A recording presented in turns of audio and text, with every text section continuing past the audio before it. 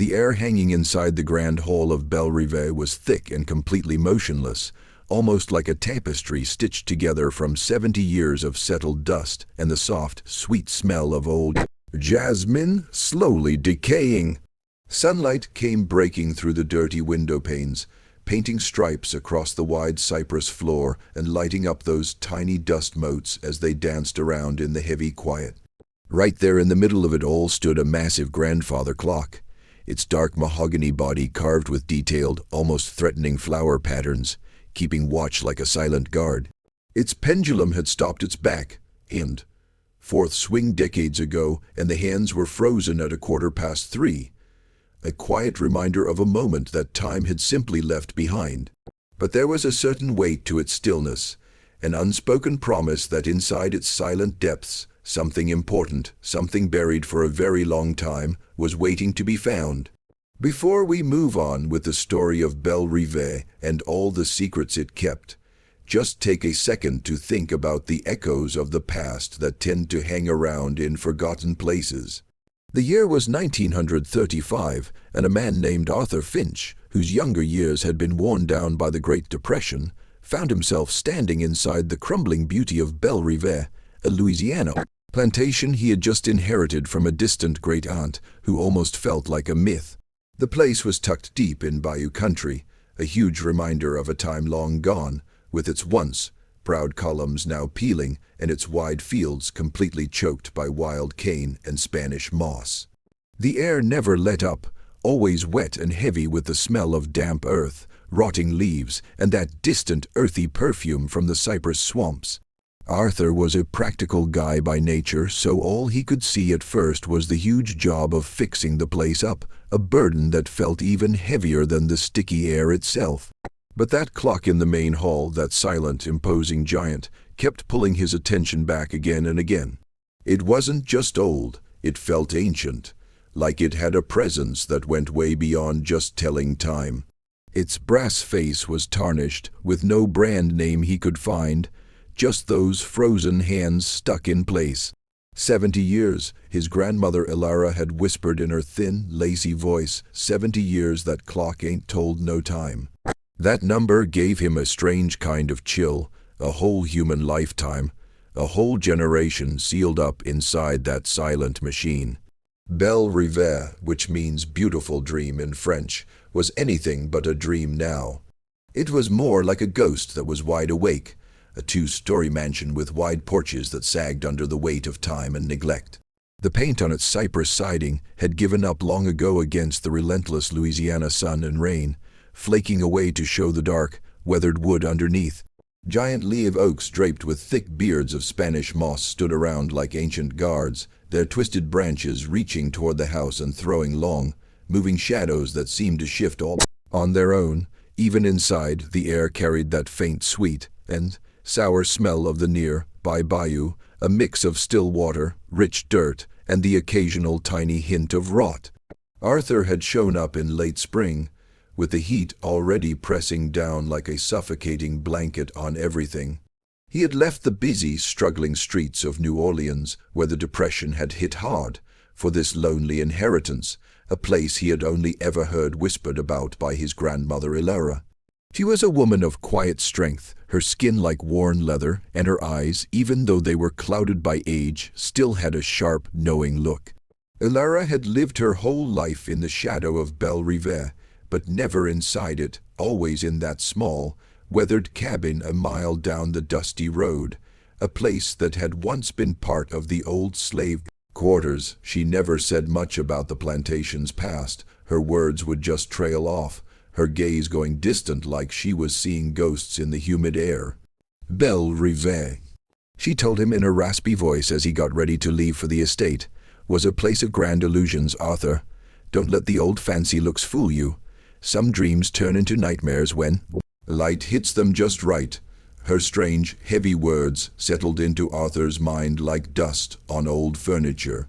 The main hall where the clock stood was the heart of the house, with a tall ceiling and a cracked plaster design in the middle where a crystal chandelier, now missing most of its prisms, hung like a skeleton spider. The wallpaper, once a bright fancy pattern, had faded to a sickly yellow and was peeling off in strips that curled like old paper. The furniture sat under white sheets like wrapped-up figures, waiting for a comeback that would never happen. But the clock was the thing that really grabbed your attention. It was a real work of art, its dark wood polished to a deep shine even with all the dust, and its brass face still had a faint gleam. The detailed carvings showed happy country scenes, shepherds and lambs and blooming roses, which felt really out of place next to the heavy silence it kept now. Arthur, who was 28, felt the weight of history pushing down on him. He wasn't a soft guy, but the sheer amount of neglect and that strong feeling of lives lived and lost inside those walls was just too much. He spent his first few days just walking around, mapping out all the damage, trying to understand what he had actually inherited.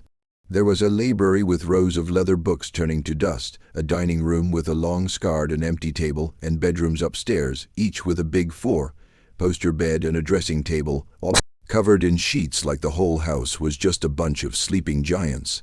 But he kept finding himself drawn back to that clock over and over. Its silence was deep, almost like it was daring him. He tried to wind it and move the hands, but they were locked solid. There was a thin, almost invisible line running along its right side that suggested a hidden door, but it was sealed tight, like it had become part of the wood. He ran his fingers over the cold brass and the detailed carvings. Then he noticed a tiny scratch near the bottom, a small, deliberate mark that seemed out of place on the clock's otherwise perfect surface. That little detail sparked a flicker of curiosity, a tiny ember in the big, cold fireplace of the house. He brought it up with Ilara during one of his visits to her cabin. The cabin, though small, was kept perfectly neat, filled with the smell of wood smoke and dried herbs.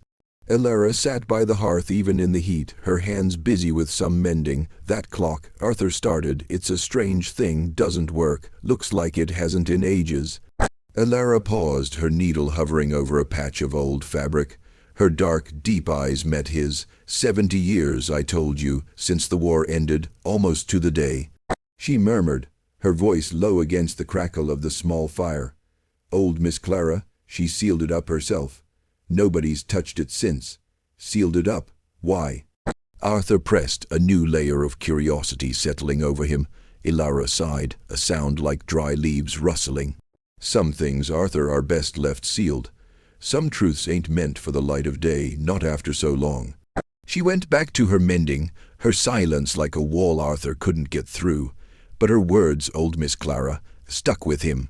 Clara Thorne, his great-aunt, the last mistress of Belle Rive before its slow, painful decline. What could she have possibly sealed inside a clock, and why? That question started eating at him, a constant hum underneath the sound of cicadas outside. The clock, once just an old piece of furniture, now felt like a vault, a silent keeper of a story that refused to die. Arthur's fascination with the clock grew into a quiet obsession. He started spending hours in the main hall, not working, just sitting and watching that silent giant. The heavy humidity of the Louisiana summer pressed in, making the air inside the house feel thick and hard to breathe. But the clock stood there unaffected, a cool, dark presence. He ran his hands over its smooth, aged wood, feeling the tiny bumps of the grain and the sharp edges of the carvings. He noticed a faint smell of old wood and something else, something metallic and faint clinging to its surface. He tried every way he could think of to open that hidden panel Ilara had mentioned. He pushed, he twisted. He ran his fingers along every seam and joint, looking for a latch or a button or some secret trick. But the clock stayed stubbornly shut, a silent challenge. Its fancy brass face with its Roman numbers and delicate frozen hands seemed to be making fun of his efforts. He even tried to pry at the seam with a thin knife, but the wood was too old and brittle, and he was scared of damaging the antique. "It's like it's part of the house itself," he muttered one sweltering afternoon, wiping sweat off his forehead. The silence of Belle Rive was deep, broken only by the distant buzz of bugs and the occasional creak of old wood settling. The isolation was total, and it just made his growing fixation worse. He felt a strange connection to Clara, the woman who had sealed it up. What could have pushed her to do something like that? What secret was so strong, so dangerous, that it had to be locked away for 70 years? He went back to Ilara's cabin a few days later, that question burning on his tongue. He found her on her little porch shelling peas, her movements slow and careful. The air was thick with the smell of damp earth and blooming honeysuckle. "Grandma," he started, "about that clock, you said Clara sealed it. Did she ever say why?" Ilara paused, holding a pea pod delicately between her wrinkled fingers. Her gaze drifted past Arthur toward the distant heat haze shimmering above the fields. "Clara was a strange one, even for a thorn," she said. "Always had a fire in her, even when she tried to hide it. After the war, after everything, she changed, like a storm had passed through her soul and left nothing but quiet damage. But the clock—" Arthur insisted, his voice getting a little impatient. Ilara finally looked at him, her eyes holding a depth of sadness he couldn't quite understand. "She said it was to keep time from moving." Ilara explained, "To hold a moment," she said, "a moment that should never be forgotten but could never be spoken." She shook her head slowly. "She spent days on it. Arthur locked herself in that hole, wouldn't let nobody near. When she came out, her eyes were red, but her jaw was set. And that clock, it's been silent ever since." Arthur felt a shiver go through him even with the heat. A moment that should never be forgotten, but could never be spoken. Those words echoed in his mind, painting a picture of deep grief and a desperate need to preserve something. He thought about the small scratch he had noticed on the clock's base. It wasn't just some random mark. It was a tiny, almost invisible letter L carved into the wood, barely noticeable unless you knew to look for it. He hadn't paid it much attention before, just figuring it was an old flaw. But now it seemed to glow with meaning. An L. Who was L? He went back to Belle Rive with a fresh sense of purpose. He looked at the clock again, this time using a magnifying glass he had found in the dusty library. The L was really there, finely scratched, almost hidden by the wood grain. He ran his finger over it, and a strange feeling of connection to the past washed over him. Then he noticed something else, something he had missed before.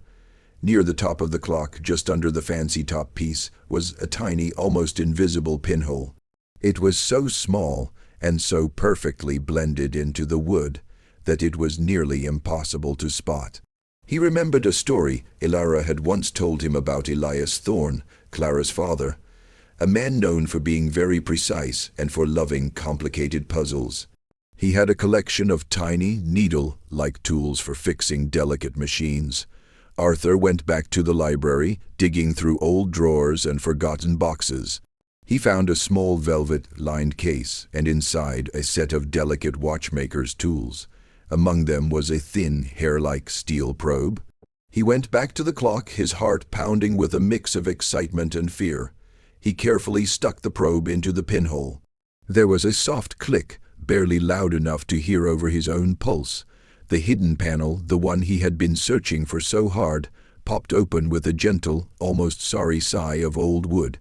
A wave of musty, ancient air came out, thick with the smell of old paper and something else, something a little floral and sad. Inside, sitting on a bed of faded velvet, were three things: a leather journal with yellow, crumbly pages, a small, tarnished silver locket with detailed engravings, and a single pressed dark red rose, its petals thin and fragile like butterfly wings. Arthur reached in, his fingers shaking a little, and carefully pulled out the journal. The leather felt cool and smooth under his touch, and the paper made a soft rustling sound as he opened it. The first page had a name written in fancy, flowing handwriting: Clara Thorne, Belle Rive, 1858. Arthur carried the journal to the library, the only room in the house that still felt somewhat livable, even with all the dust and the constant smell of decay. He sat down in an old leather chair, the journal feeling heavy in his hands. The light coming through the dirty windows was dim, throwing long shadows that danced with the dust motes. He opened the journal again, the brittle pages crackling softly. Clara Thorne's fancy writing filled the pages, faded but still readable, a voice from 70 years ago reaching out through time. The early entries showed a young woman who was smart and observant, living a life of privilege on a big Louisiana plantation in the late 1850s. Clara wrote about her studies, her piano lessons, her social visits, and those endless summer days filled with the buzz of cicadas and the smell of magnolias. She talked about her father, Elias Thorne, with a mix of respect and fear. He was a man with a huge presence, a patriarch who ruled Belle Rive with an iron will. His word was law. Clara's mother, who had died when Clara was young, was only mentioned in passing, a faint memory. Then Clara's entries slowly started to change, showing a growing unease underneath the smooth surface of plantation life. She wrote about the enslaved people, not as property but as real people. She noticed their quiet strength, their songs, their sadness. She talked about Lena, a young woman her own age who worked in the main house. Lena was described with quiet admiration, her grace, her intelligence, the way she carried herself with a dignity that seemed to go against her situation. Arthur paused and looked at the locket. It was small and oval and tarnished, but he could make out delicate flower engravings. He carefully pried it open. Inside, on one side, was a tiny faded photograph of a young woman with striking, smart eyes and a calm expression. Her features were delicate, her skin a warm, deep brown. On the other side, a lock of dark, tightly curled hair was preserved under a thin piece of glass. This he knew had to be Lena. The L on the clock, the pressed rose, it was all for her. He went back to the journal, his heart feeling heavy. The entries went on, showing the small shifts in the household, the unspoken tensions. Clara, it seemed, was becoming more and more aware of the hypocrisy and cruelty that her privileged life was built on. Then the journal told the story of Lena's pregnancy. Clara's entries got more frantic, filled with a desperate, helpless anger. She wrote about her father's cold denial, his total control, his refusal to admit the truth that was becoming harder to ignore.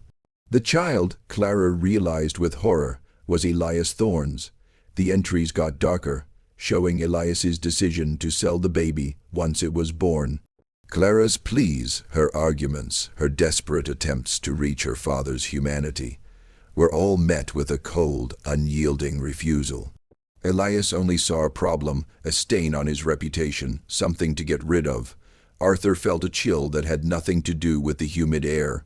The casual cruelty laid out in Clara's elegant handwriting was sickening. He looked at the locket again, at Lena's calm face, and then at the pressed rose, its dark petals a symbol of a love and a life crushed before it could even fully bloom. The weight of the past, of this specific terrible past, settled on him like a blanket. He understood now why Ilara had been so unwilling to speak. Some truths really are too heavy for the light of day. Just when we thought we had seen everything, the journal's pages turned, showing a deeper, even more painful layer to this hidden history. The journal entries kept coming, each word hitting Arthur's conscience like a hammer. Clara's writing, once elegant and composed, got more and more upset, showing the turmoil inside Belle Rive and inside her own soul. The year 1861 arrived, bringing not just the birth of Lena's baby, but also the scary rumblings of the Civil War. The baby was a boy, beautiful, with Lena's eyes but Elias's mouth. Lena only got to hold him for a few hours. Her cries haunted Clara. Clara tried to step in, to offer to raise the boy herself, but Elias just laughed, a cold, empty sound. He said it was already done. The buyer was a man from Mississippi, a planter named Davies. He left with the child before dawn. Lena became a ghost, her bright spirit gone. Clara felt a deep, suffocating guilt. She called herself a coward who did nothing. Arthur closed his eyes, picturing the scene. The new mother having her child ripped from her arms, the cold indifference of Elias Thorne, the helpless despair of Clara. The locket with Lena's picture felt heavy in his hand. He thought about the small pressed rose, a silent witness to that unspeakable act. The sheer brutality of it, the casual destruction of a family, was almost too much to handle. He went to find Ilara again, the journal clutched in his hand. The old woman was sitting on her porch, staring out at the fields, her face like a map of old sadness. The air was thick with the smell of rain, a storm building in the distance. "Grandma," Arthur said, his voice hoarse, "I read it. About Lena, about the child." Eerie turned slowly. Her eyes, though dim, had a sharp intensity. "So the clock finally gave up its ghost, did it? Clara always knew it would one day." She pointed to the empty chair next to her. "Come, sit. There's more to that story than Clara could ever write down." Arthur sat, the journal still open to the entry about the child being sold. She wrote that Elias sold his own son, his own blood. Eerie nodded slowly. Elias Thorne was a man who valued his name and his reputation above everything else. A child born to an enslaved woman, a child that looked like him, that was a stain he couldn't accept. He saw it as weakness, as a challenge to his authority. Lena, she was his daughter too, you know. Not just his property, his blood, but he never saw her that way, never. Arthur stared at her. Lena was Elias's daughter, Clara's half-sister. Ilara's gaze hardened. Her mother was a woman named Adeline, brought here from Virginia. Elias took her when she was barely a girl. Lena was born soon after. Clara knew. She always knew deep down. That's why she felt such a connection to Lena, such pain when her father did what he did. A new layer of horror settled over Arthur. The incestuous cruelty, the double betrayal, and the child, Lena's son, what happened to him? Ilara's voice dropped to a whisper filled with pain that 70 years hadn't dulled. He was sold south to a sugar plantation in the Delta. Never heard from again. Lena never recovered. She moved like a shadow after that. The light went out of her eyes. She stayed at Belle Rive. But she wasn't really there. She just existed. And Clara? Arthur asked, thinking about the journal and her desperate, useless pleas. Clara tried to make things right in her own way. Ilara said, her voice bitter but understanding.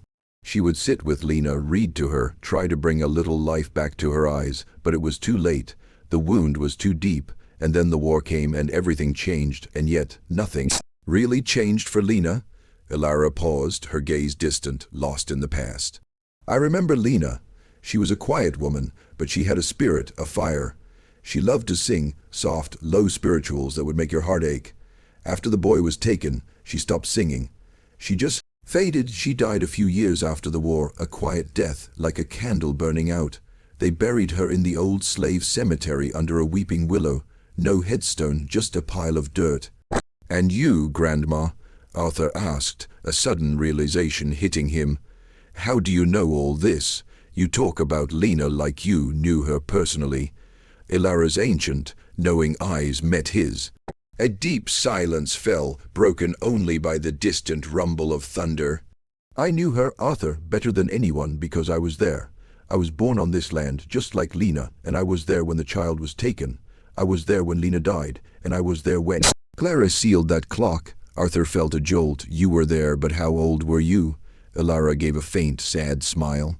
Old enough to remember, old enough to understand, old enough to carry the weight of it all these years. She looked at the journal in his hand. Clara tried to do right in the end. She tried to preserve the truth, even if she couldn't change the past. That clock was her way of making sure Lena's story wasn't completely erased. A silent monument to a stolen life, a buried truth. The storm broke then, a sudden downpour of rain lashing against the porch, matching the storm of revelations that had just hit Arthur. The past wasn't just a story in a journal. It was a living, breathing thing, right there in the quiet strength of his grandmother Ilara. The L on the clock, the locket, the rose, they weren't just symbols of Lena, but of a legacy of pain and quiet defiance that had been passed down through generations. The rain kept falling in sheets, washing the dust off the ancient oaks and turning the red earth of the plantation into slick, dark mud. Inside Ilara's cabin, the air was heavy with the smell of damp wood and the unspoken weight of generations. Arthur sat there stunned as Ilara kept talking, her voice a low, rhythmic murmur against the drumming rain. Clara was a good woman at heart, Ilara began, her gaze fixed on the rain-streaked window. But she was a thorn, and the thorns had a way of seeing the world only through their own eyes. She saw the injustice, yes, but she was trapped, just like Lena was. trapped by her name, by her position, by the very house she lived in. She wrote in her journal about her guilt. Arthur said, his voice barely a whisper, about being a coward, and she was right to feel it. Ilara replied, not judging, just stating a fact. We all carry our burdens, Arthur. Hers was the burden of silence, of going along with it. But after the war, after the world turned upside down, she found her own way to fight back, to speak a truth that had been silenced. Ilara told him about the days after the Civil War ended, the chaos and uncertainty that swept through the South. Belle Rive, like so many plantations, was just a shadow of what it used to be. The enslaved people, now free, started leaving to find new lives. But Lena stayed. Her spirit, already broken by losing her child, found no comfort in freedom. She remained a quiet, almost ghost-like presence, moving through the decaying house and fields. Clara watched her, Ilara explained, watched Lena fade away day by day.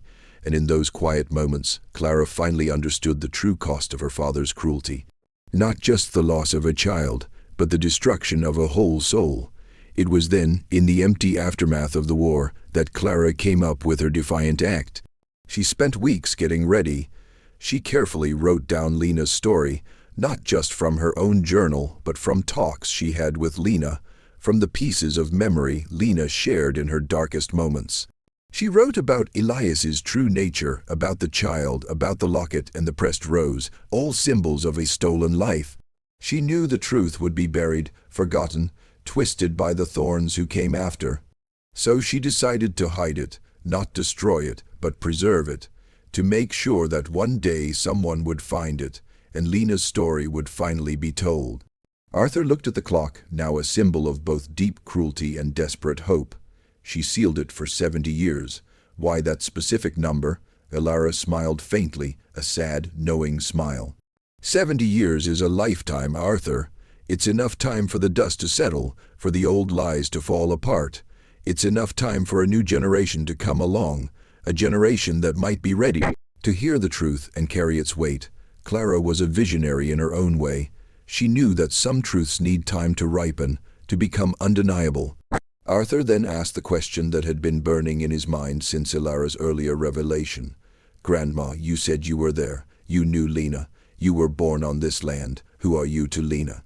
Ilara's gaze met his without flinching.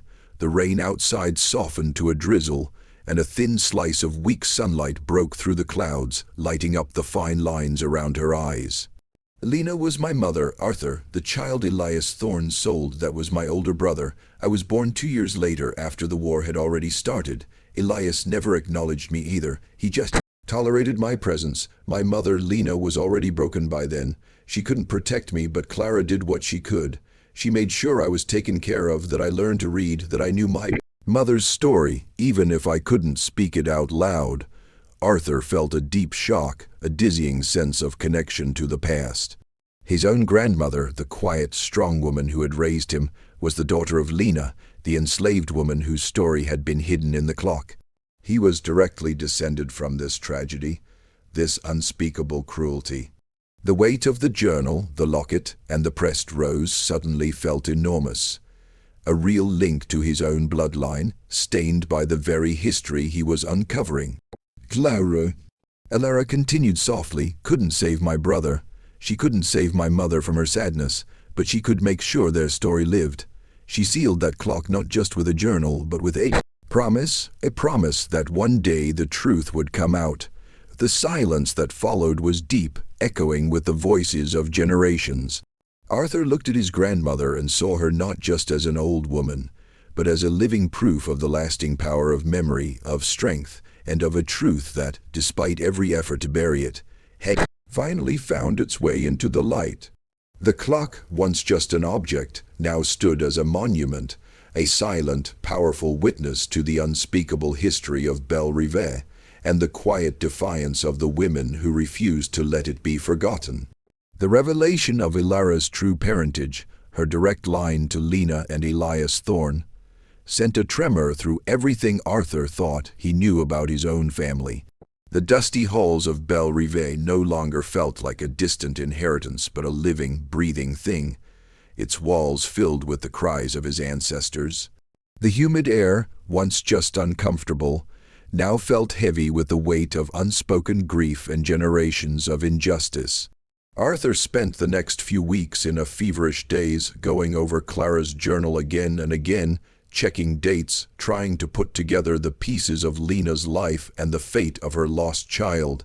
He looked through the old, crumbling ledgers he had found in the library, searching for any mention of the sale, any record of a transaction involving a child in early 1861. The ledgers, carefully kept by Elias Thorne, were full of cotton numbers, supply purchases, and the names of enslaved people listed like property. He found one entry, chillingly short, January 23, 1861, one male infant to Davies, Mississippi, $300. The cold, impersonal language was a harsh contrast to the human tragedy it represented. He also started asking Elara more questions, gently probing her memories.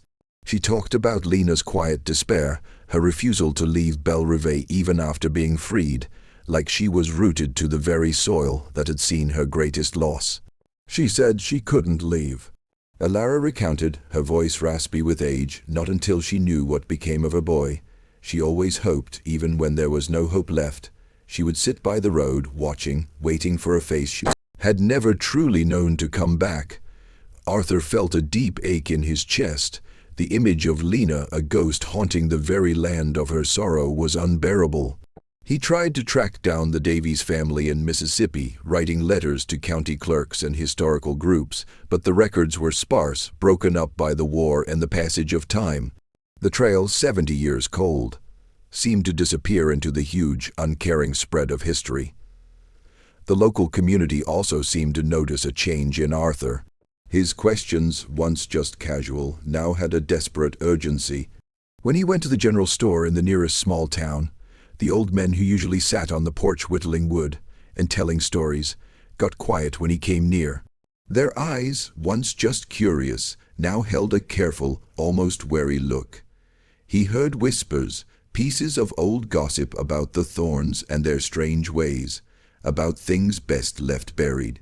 The name Elias Thorne still carried a chill, even decades after his death. One hot afternoon, while exploring the overgrown gardens behind Belle Rive, Arthur stumbled on a small stone marker, almost completely swallowed by kudzu.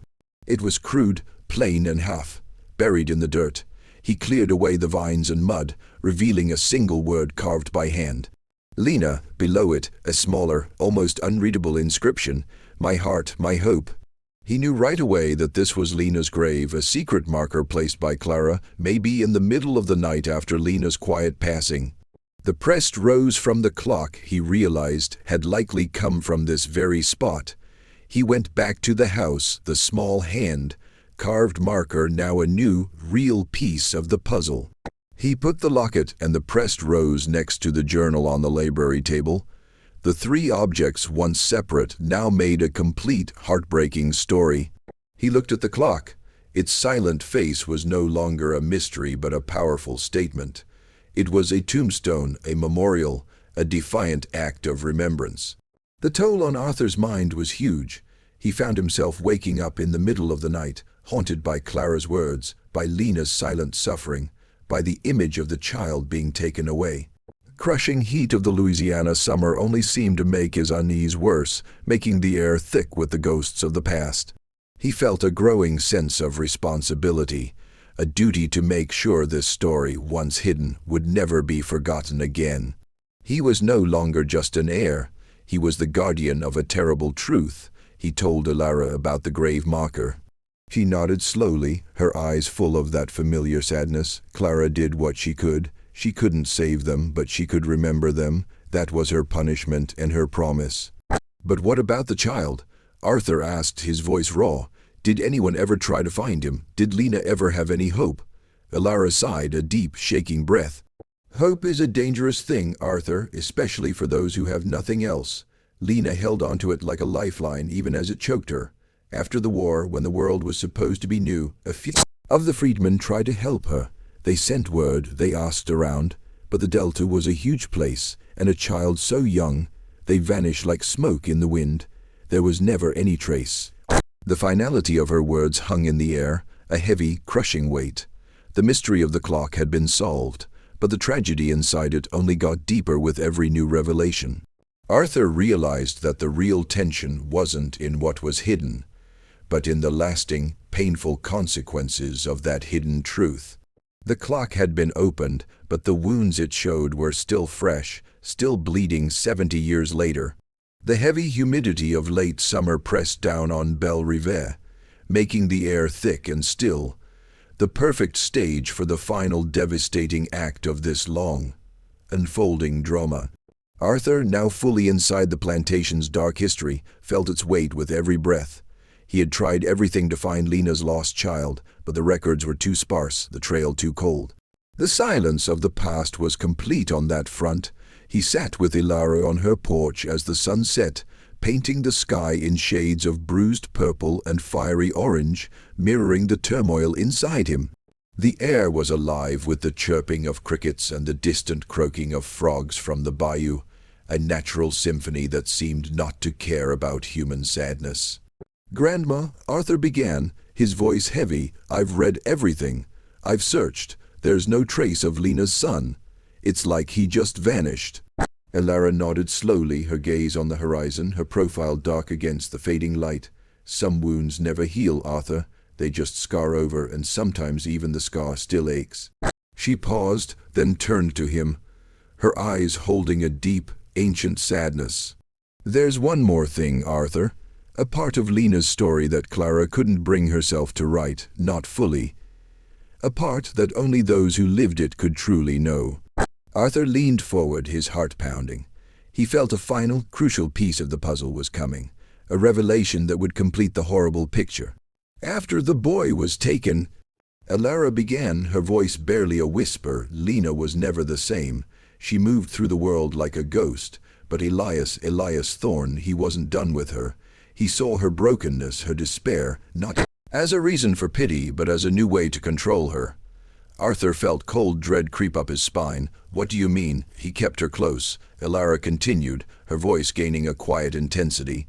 "He made her his personal maid, his shadow. He had her serve him day after day in that very house. He would make her watch him, serve him, as if to remind her of her place, of her loss, of his total power over her. It was a cruelty worse than any whip.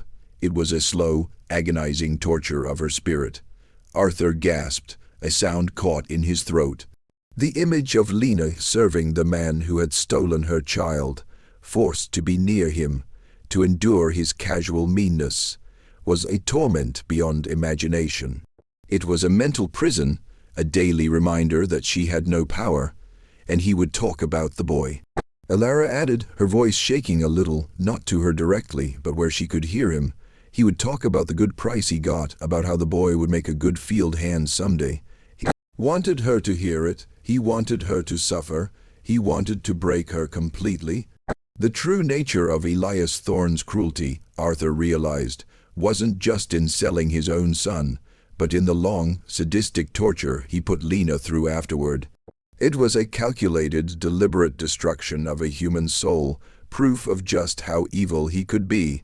Clara, in her journal, had hinted at Elias's coldness and his need for control, but she had protected herself, and maybe her readers, from the full, brutal truth of his mental warfare. "Lena endured it," Eerie said, her voice filled with quiet respect for her mother's strength. "She endured it for years. She never cried in front of him, she never broke. She just existed until one day she simply laid down in her bed and didn't wake up. Her spirit finally gave out. She died of a broken heart, Arthur, as surely as if he had put a bullet through it. The silence that followed was absolute, broken only by the distant hoot of an owl. Arthur felt a deep, almost physical understanding of the clock and Clara's desperate act. The clock wasn't just a hiding place for a secret. It was a monument to Lena's silent suffering, a testament to the unspeakable cruelty she endured, and Clara's desperate attempt to make sure that even in death, Lena's story wouldn't be erased by the man who had so completely destroyed her life. The locket, the pressed rose, the journal, they were all pieces of Lena, saved against the tide of being forgotten. "And Clara," Arthur finally managed to say, his voice raw, "she witnessed all of this." Eerie nodded. She did, and it broke her too in its own way. She couldn't stop her father, but she could make sure his evil and Lena's suffering wouldn't be forgotten. That clock was her final act of defiance. Against her father, against the silence, against the injustice that had consumed them all. The full weight of the past crashed down on Arthur. He now understood the real reason the clock was sealed, the deep meaning behind its 70 years of silence. It was a tomb, a memorial, a silent scream against the casual brutality of a system that let such horrors happen. The something hidden inside wasn't just a journal, but the painful, unvarnished truth of a life stolen, a soul crushed, and a legacy of pain that echoed through generations, finally brought to light. By the turning of a key 70 years later, the sun had completely set, plunging Belle Rive into a deep, humid darkness, broken only by the faint glow of the oil lamp on Ilara's porch. Arthur sat in silence, the weight of the revelations pressing down on him like a heavy, suffocating blanket. The story of Lena, of Elias Thorne's calculated cruelty, and Clara's desperate act of preservation had woven itself into the very fabric of who he was. He was no longer just an heir to a decaying plantation. He was the unwilling guardian of a terrible, undeniable truth. "What will you do now, Arthur?" Ilara asked, her voice soft, pulling him out of his thoughts. Arthur looked at the journal, the locket, and the pressed rose now laid out on the small table between them. They were no longer just objects. They were relics filled with the suffering and defiance of the past. "I don't know," he admitted, his voice hoarse. "This changes everything. Belle Rive isn't just a house anymore. It's a monument to a crime, a testament to a stolen life." He thought of the grand hall, of the silent clock now like an open wound in the heart of the house. He thought of the L carved into its base, a tiny, defiant mark against being forgotten. He thought of Lena, his own great-grandmother, a woman whose life had been systematically taken apart by the very man who was her father. And he thought of Clara, his great-aunt, who, even though she was part of it, had found a way to speak the truth from beyond the grave. "You carry the truth now, Arthur," Ilara said, reaching out to gently touch his arm. Her touch was surprisingly strong and comforting. "It's a heavy burden, but it's also a sacred one. Lena's story, my mother's story, can finally be told. It can finally be heard." Arthur looked at his grandmother, her face lit by the flickering lamp, and saw in her eyes the echoes of Lena's quiet strength and her lasting ability to survive. He realized that Ilara, too, was a living testament to the past, a direct link to the suffering and the survival. "I can't just let it be forgotten again," Arthur declared, his voice getting firmer with a new sense of purpose. "Not after all this, not after Clara went to such lengths, not after Lena suffered so much." He spent the next few months not fixing up Belle Rive to its old glory, but preserving its truth. He carefully organized Clara's journal, gently protecting the brittle pages. He had the locket and the pressed rose cleaned and put in a protective case. He started writing everything down, recording Ilara's memories, putting together a complete account of Lena's life and the horrors she went through. He felt a deep sense of purpose, a duty to make sure the silent scream of the clock would finally be heard loud and clear. Belle Rive itself stayed mostly untouched. Its decay was no longer seen as neglect, but as an honest reflection of its history. The grand hall with its silent clock became a somber memorial.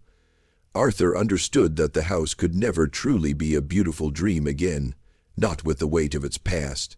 Instead, it would stand as a stark reminder, a place where the echoes of human cruelty and quiet defiance would always be felt. Arthur never found Lena's lost son. The trail, 70 years cold, stayed lost to history.